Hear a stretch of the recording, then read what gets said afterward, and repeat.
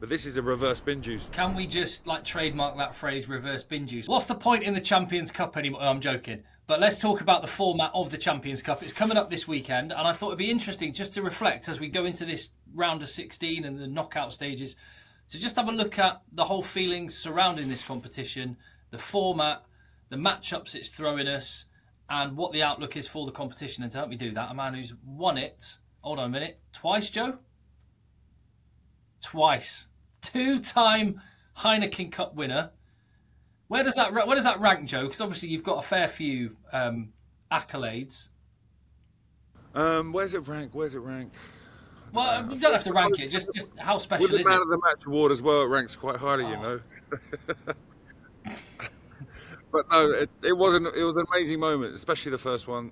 An incredible match, and it's an incredible kind of year of European rugby. We won that game against Munster at Lansdowne Road, which was an epic. It's just now, and I think back to my Wasps career, I think to that moment, and to one or two of the championship wins as well, where they were special. So yeah, it was good times. Good times. So with that, is there a little bit of you that regrets that there isn't quite, it doesn't seem to be anyway, well certainly from a fan's perspective, the same magic surrounding this competition at the minute? Yeah, it's a shame. Some bad decisions have been made yet again in rugby, where the European Cup was this magnificent tournament with a simple format, this is the tournament, you get a pool, you go to a playoff stage. And now it's not that. And the sponsorships changed, and it's bounced between TV channels. And yeah, I think in England especially, it's one of the things I noticed when I went back. That tournament is in the psyche of the population a lot less than it was when I lived there in 2012. So this is another sign of what rugby's been poorly commercialised again in the UK. In France, it's still a big deal. But again, it's not as big a deal as the top 14 because that's growing into a monster. And so where will the games be shown this weekend? They're not on Canal, are they? There will be in Sport, I think,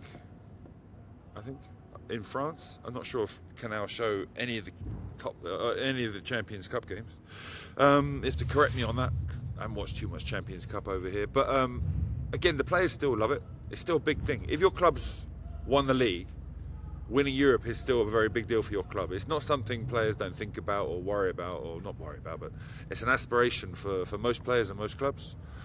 But if the club has not won the top 14, I think they'll probably concentrate on that first before going for the Heineken Cup. I keep saying it, huh? It's not even that anymore. Investec Cup.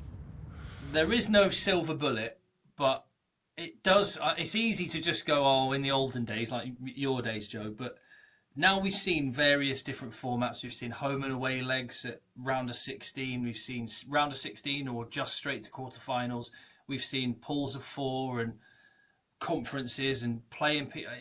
This seems what they've tried to solve it, and there is no perfect way. This to me seems the worst format there's ever been.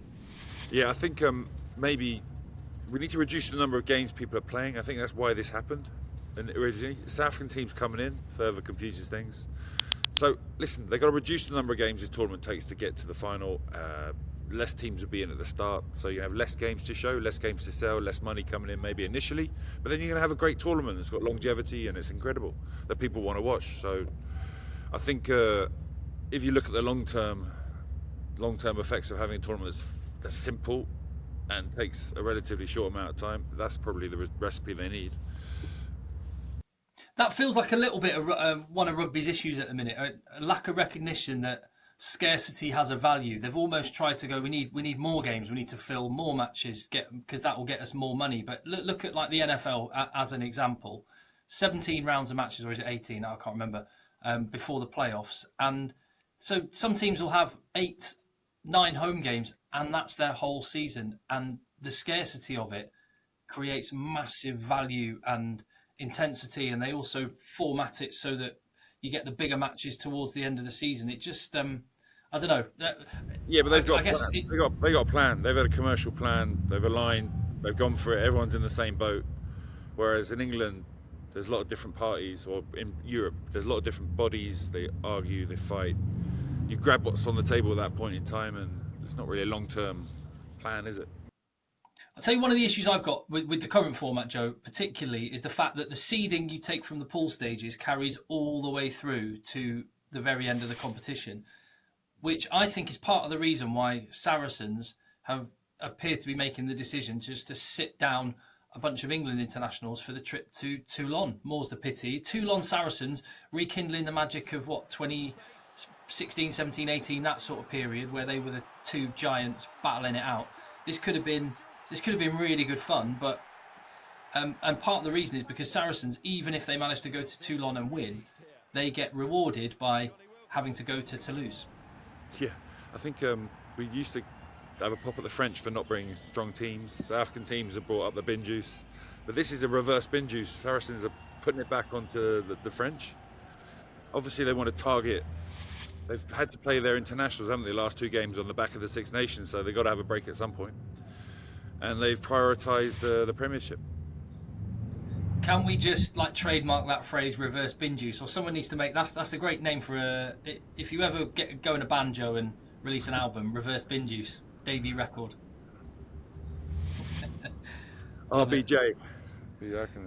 So I don't know. I've just pointed out loads of problems. I don't know if I have a solution. I guess one of the questions I want to ask is, do you think, as there's talk about club World Cup competition coming online, and talk about breakaway franchises and global seasons, do you think that the days of this competition might be numbered? No, we've seen some incredible rugby, incredible moments. People get to travel, they see different kinds of rugby. This tournament's very important to pit different teams against different teams. It's good for rugby to have this. It's an incredible tournament. So you just need to find the right format and get it nailed down. But they're probably playing too much rugby, I'd say, players. So if they can find a way to reduce this but it's such a minefield. How do you do it? How do you reduce it?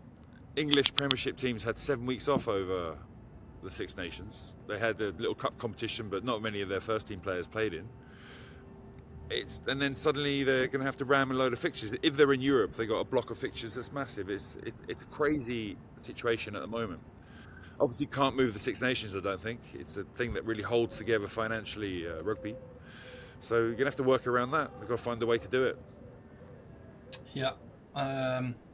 We'll throw it open then. Any suggestions down below? I'd just good luck. I'd make it more prestigious and more elite. You can't have the 8th best or the 3rd worst team in England qualifying for the Champions Cup. Definitely more elite for sure. Yeah, 100%. Definitely. And that might solve it. That said, more elite.